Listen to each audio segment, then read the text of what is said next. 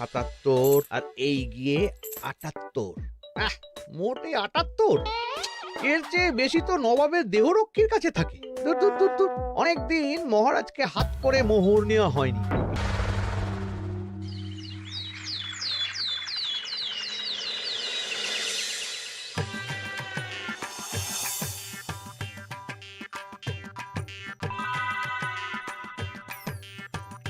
কই গো, কিছু কি ঠিক করলে? রাজকুমারের জন্মদিনে কি উপহার দেবে? হ্যাঁ গো, পেয়েছি, এই দেখো। উমা, এই যে তোমার ছোটবেলা সোনার আংটিখানা। হ্যাঁ গিন্নি, ঠিক ধরেছ। যেটুকু যা গয়না ছিল সবই তো দেওয়া হয়ে গেছে, নহে বিক্রি হয়েছে। আর তো কাউকে কিছু দেওয়ার নেই, তাই ভাবলাম এটাই উপহারে দিই। সে ভালো ভেবেছো। বেশ, আসি তাহলে, ওদিকে সবার দেরি হয়ে যাচ্ছে গিন্নি।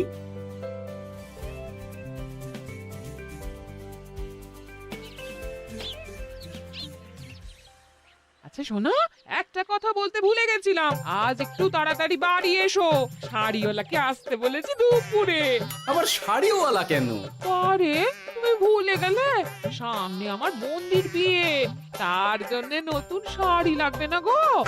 একমাত্র বড় মাসির মেয়ে বলে কথা। বুঝলাম, তো ওই একটা শাড়ির জন্য আবার আমাকে থাকতে হবে? 3টে শাড়ি উপহারের পাশাপাশি আমারও একটা শাড়ি চাই। হ্যাঁ আচ্ছা, তুমি নতুন শাড়ি নিয়ে কি করবে বলো তো? বিয়েটা তো তোমার বংশীর। বলি, সারাটা জীবন তো এই এক কাপড়ই কাটিয়ে দিলাম, কি দিয়েছো তুমি আমায়? কেন, এই নিজেকে? আমার মতো স্বামী আর কোথাও পাবে? ও সব মন ভুলানো কথায় আর চিড়ে ভিজবে না, তাড়াতাড়ি আসবে বলে দিলাম। হ্যাঁ অগত্যা।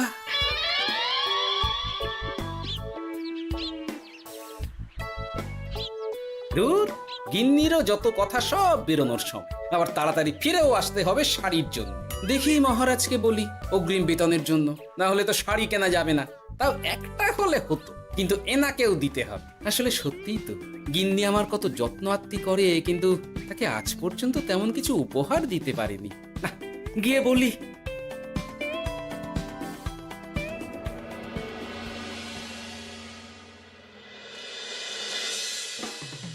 রাজকুমারের জন্মদিন উপলক্ষে যে আপনারা এত উপহার এনেছেন তার জন্য অনেক ধন্যবাদ। আপনাদের সকলের আশীর্বাদ ও ভালোবাসা আমি রাজকুমারের কাছে পৌঁছে দেব। এ আর এমন কি মহারাজ, জানেনই তো রাজকুমার আমাদের সকলের কাছে কত প্রিয়। ঠিক ঠিক। কিন্তু আমি অবাক হচ্ছি, আপনার প্রিয় গোপাল জন্মদিন ভুলে গেছে দেখে এখনো পর্যন্ত তার কোনো পাত্তাই নেই। হ্যাঁ তাই তো, গোপাল আসেনি কেন? এসে গেছি মহারাজ। তা বলি, এসে তো উদ্ধার করে দিয়েছো, আজ রাজকুমারের জন্মদিন, সে কথা কি মাথায় আছে? ক্ষমা করবেন মহারাজ, আসলে ওই রাজকুমারের উপহার আর গিন্নির আবদার এসবের জন্যই আমার দেরি হয়ে গেল আর কি। এই নিন রানীমা, আমার তরফ থেকে রাজকুমারের জন্য ছোট্ট উপহার। অনেক অনেক ধন্যবাদ গোপাল। তবে মহারাজ, আমারও একটা অনুরোধ ছিল। কি? আমাকে যদি অগ্রিম বেতন হিসাবে কিছু মোহর দেন, তাই নিয়ে আমাকে একটু তাড়াতাড়ি বাড়ি ফিরতে হবে। উনি বলবেন আর ওনাকে দিতে হবে, মামা বাড়ির আবদার। যেটা জানেন না তার মাঝে এত কথা বলেন কেন? হ্যাঁ, আসলে মহারাজ, আমার গিন্নির বোনের মেয়ের বিয়ে সামনে, তাই গিন্নি আবদার করেছে ওই নতুন শাড়ি কেনার জন্য। জানেনই তো বিয়ে বাড়ির কত খরচা, তাই। এ তো খুব ভালো কথা, কিন্তু অগ্রিম বেতন কেন? এমন একটা ভালো খবর দিলে আমার তরফ থেকে তোমার জন্য কিছু মোহর উপহার। এই না, ধন্য মা আপনি, আপনার মতো মা থাকতে সত্যি ছেলের কোনো চিন্তা থাকে না রানীমা। বেটা আবার সুযোগ বুঝে মোহর পেল, কেন যে আমার এমন হয় না। এবার তাহলে আসি মহারাজ, গিন্নি ওদিকে অপেক্ষা করছে। হ্যাঁ হ্যাঁ, যাও যাও, আজ তাহলে সভা এখানেই শেষ করলাম। মহারাজ, আপনার সাথে আমার একান্তে কিছু কথা আছে, আমি অন্দরমহলে গেলাম। রানীমার আবার হঠাৎ কি হলো, ব্যাপারটা দেখতে হচ্ছে।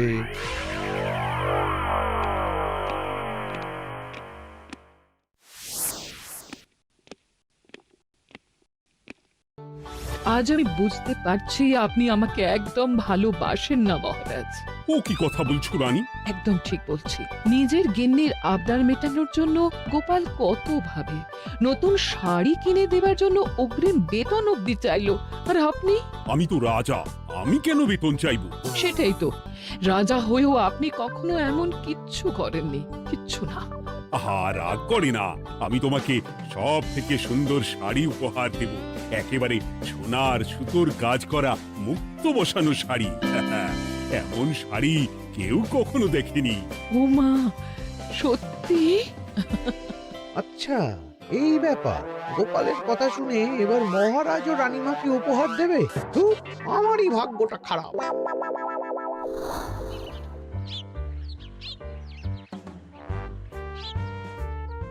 হাজার চেষ্টা করেও গোপালকে আটকানো যায় না।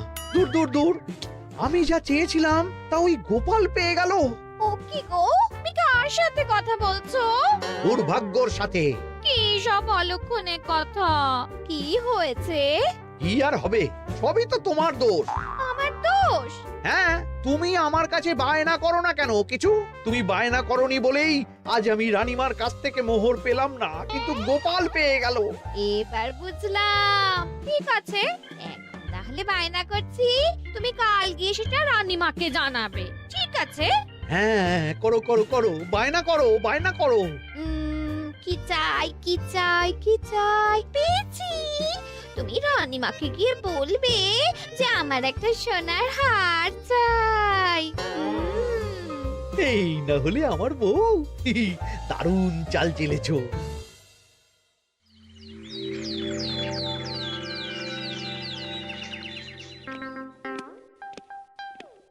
কি গো মন্ত্রী, আজ যে তুমি দেরি করলে বড়। আগে মহারাজ, আমাকে সময় নিয়ে শোনাতে শোনাতে মন্ত্রীমশাইয়ের মনে হয় নিজেরই সময় জ্ঞান খারাপ হয়ে গেছে। তুমি থামো তো মহারাজ, আমারও খুব বড় একটা বিপদ হয়ে গেছে। একমাত্র রানীমাই আমাকে বাঁচাতে পারবেন। আমাকে একটু ওনার সাথে দেখা করার অনুমতি দিন মহারাজ। কিন্তু তোমাদের রানীমা তো এখানে নেই। আসলে জানোই তো যে কুমার অনেক দূরে থাকে, তাই গতকাল রাতেই রওনা দিয়েছে। সে কি, রানীমা নেই? এবার কি হবে আমার? কেন কেন কেন, কি হয়েছে? আসলে মহারাজ, আমার বউ আমার কাছে সোনার হার গড়িয়ে দেওয়ার বায়না করেছে, তাই আমার। বুঝেছি বুঝেছি, চুপ করো তুমি। এখন তোমাকে মোহর দিতে পারবো না। কেন মহারাজ? পরের মাসে দিতে পারবো। আসলে তোমাদের রানীমাকে সোনার সুতো দিয়ে কাজ করা এক শাড়ি উপহার করেছি সদ্য, যার জন্য অনেক খরচ হয়ে গেছে। তাহলে আমার সোনার হার পরের মাসে গড়িয়ে দিও। এটা তো ঠিক না। গোপাল আপনার প্রিয় বলে যখন যা চায় তখনই সাথে সাথেই পেয়ে যায়, আর আমার বেলায় এমন। এমন কোনো ব্যাপার নয় মন্ত্রী। মহারাজ, আপনি বরং আমাকে দেওয়া মোহরগুলো আমার অগ্রিম বেতন হিসেবে ধরুন, না হলে মন্ত্রীমশাই এমন অভিযোগ বারবার করবেন। আহা গোপাল, তোমাকে তো স্বয়ং রানীমা উপহার দিয়েছেন, এসব কিছু করতে হবে না। যেমন আছে তেমনই থাক। ঠিক আছে, আমিও দেখে নেব পরে। কি দেখে নেবে মন্ত্রী? না না, ও কিছু না মহারাজ, পরেই দেখে হার গড়ানোর কথা বলছি। না, মন্ত্রীর হাবভাব মোটেই ঠিক ভালো লাগছে না। বেটা মনে মনে নিশ্চয়ই কোনো ফন্দি আটছে আমার বিরুদ্ধে। কিছু একটা করতেই হবে। গোপালের ওই মোহর উপহার পাওয়াটা আমি কিছুতেই মেনে নিতে পারছি না। একটু মাথা খাটাই, একটু মাথা খাটাই। উপায় পেয়েছি। আমাকে এখনই নবাবের কাছে গিয়ে মহারাজের নামে বলতে হবে।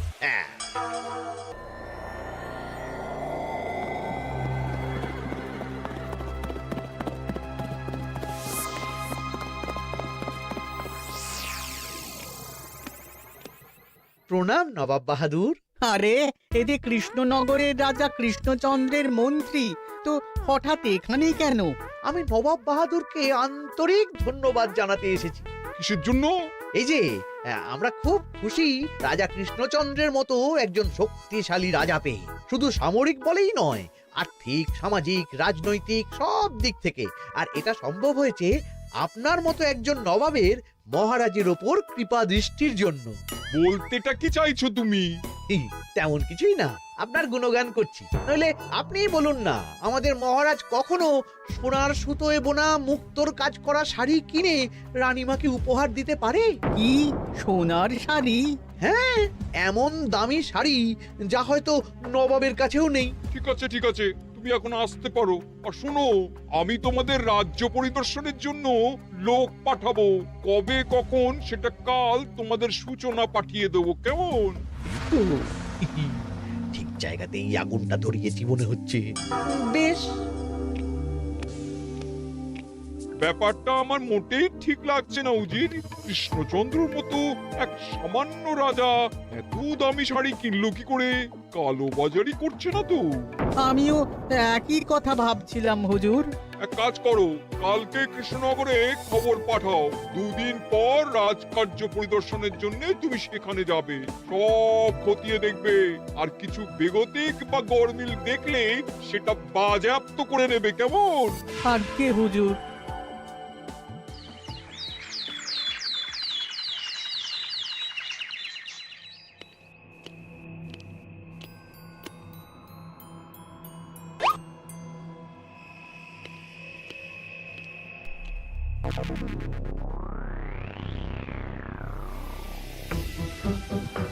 কি হয়েছে মহারাজ? কার চিঠি?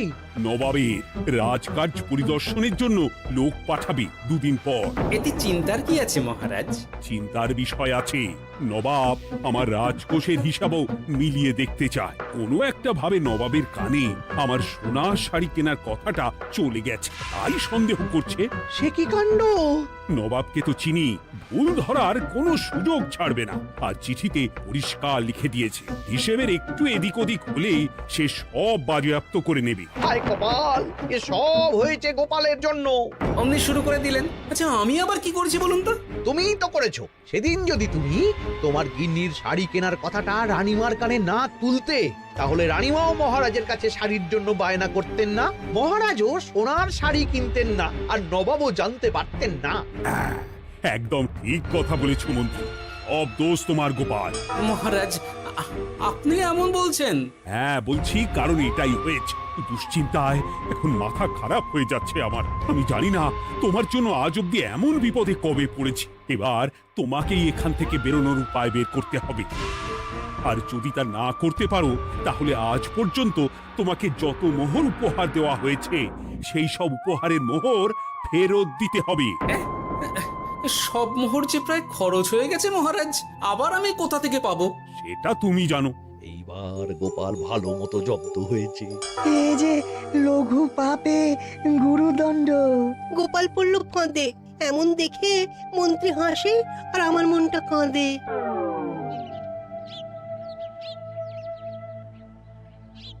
এখানে বসে কি করছো গো গিন্নি? এসে পড়েছ?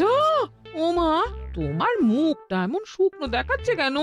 আর বলো না, এই হিসেবের ঠেলায় সবকিছু বেহিসাবি হয়ে যাচ্ছে একেবারে। আচ্ছা, তুমি কি করছিলে ওই রসিদগুলো নিয়ে?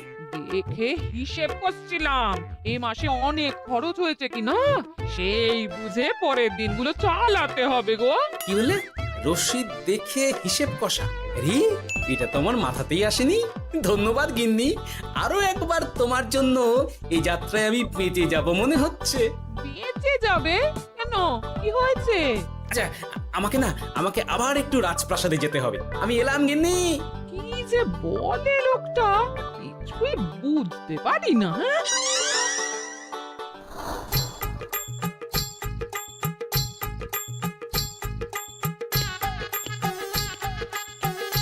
আসতে পারি মহারাজ? এ কি গোপাল, তুমি? আর কোনো চিন্তা নেই মহারাজ, নবাবকে হিসেব বোঝানোর উপায় পেয়ে গেছি। কি বলছো? কি উপায়? এই দুদিনে আপনি শুধু সকল প্রজাদের কাছ থেকে পুরনো রসিদ সংগ্রহ করুন, তাহলেই কেল্লা ফতে। তাই নাকি?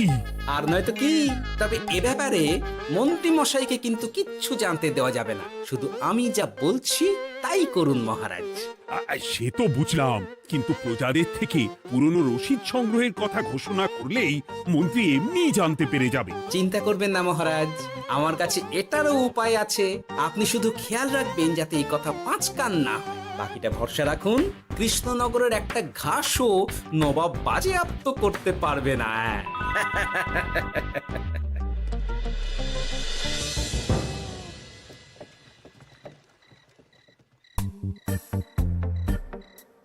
গোপাল দাদু, আমরা সব চলে এসেছি।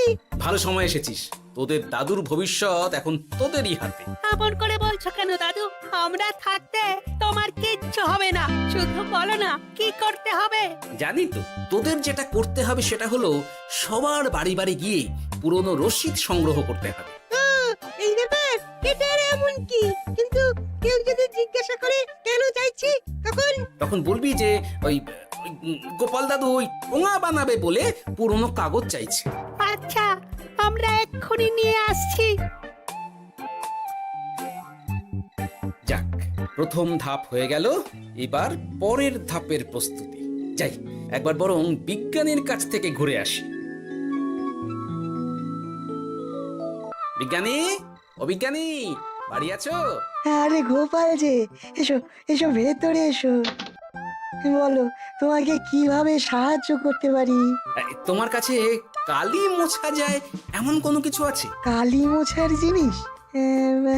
হ্যাঁ, একটা তরল রাসায়নিক পদার্থ আছে যেটা সব ধরনের কালি তুলে ফেলে। দাঁড়াও দিচ্ছি।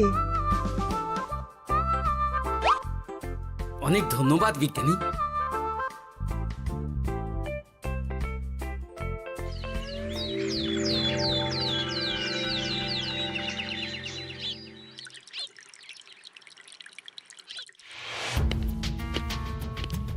আসুন আসুন, আপনার জন্যই তো অপেক্ষা করছিলাম। তাই নাকি? এতটা পথ উনি এসেছেন, আগে ওনার জন্য শরবত ও মিষ্টির ব্যবস্থা করি। এই যে মহারাজ, আমি জল মিষ্টির ব্যবস্থা করে এনেছি, এটাও সাথে নিন। এটা কি? কেন, হিসেব ভোলা ময়রা পাঠিয়েছে এই মিষ্টি ও শরবতের দাম। এর মধ্যে এই কাজের সাথে যুক্ত ভোলা ময়রা আর তার পরিচারকের পারিশ্রমিকও যুক্ত আছে। হ্যাঁ, আসলে আমাদের মহারাজ তো প্রতিদিনের খরচ খুব হিসেব করে চলেন, তাই। ও, আমি একটু বসবো? নিশ্চয়ই, ওই তো ওদিকে বসার জায়গা। আপনি কি হাওয়া খাবেন উজির সাহেব? তাহলে রশিদে ওটাও যুক্ত করব। মস্করা হচ্ছে? আহা, রেগে যাচ্ছেন কেন? আপনার সাথে মস্করা করার মতো স্পর্ধা আমার নেই উজির সাহেব। আসলে মাসের শেষ তো, তাই একটু বেশি হিসেবে চলতে হচ্ছে আর কি। আমাকে হিসেব দেখাচ্ছ? আর রাজা কৃষ্ণচন্দ্র যে সোনার সুতোয় বোনা শাড়ি কিনতে পারলো, সেটার হিসেব কোথায়? একটা সামান্য রাজা এত অর্থ পায় কোথা থেকে? এ আবার কেমন কথা? মহারাজ যা কিনেছেন সেটা তো তার জমানো অর্থ দিয়েই কেনা। আমি বিপথে কোনো কাজ করি না। সেটা তো রাজকোষের হিসেব দেখলেই বোঝা যাবে। শুনে রাখো গোপাল, একটুও যদি হিসেব এদিক ওদিক দেখি না, তাহলে সব বাজেয়াপ্ত করে দেব। কোনো চালাকি নয়, কোনো চালাকি নয়। বেশ, তবে করুন হিসেব। আমাদের কাছে কিন্তু সব কিছু রসিদ আছে। কই গো, আনো সব, আনো আনো।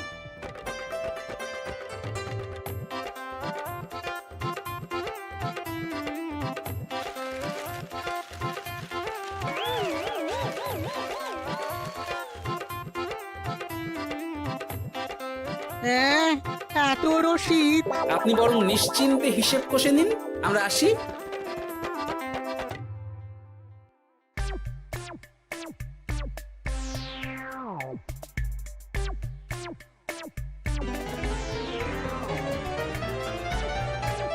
বাবারে, এত হিসেব কষে কষে তো মাথা ঝিমঝিম করছে, খিদেতেও পেট চুই চুই করছে। আপনার হিসেব কত দূর উজির সাহেব? আমাকে এখান থেকে নিয়ে চলো গোপাল, আমি আর পারছি না। ও কি, অঙ্ক কষে কষে তো আপনার সব শক্তি শেষ হয়ে গেছে দেখছি। আচ্ছা চলুন চলুন চলুন, কিছু মুখে দিয়ে দিন, তাহলেই শক্তি আসবে। তাই চলো।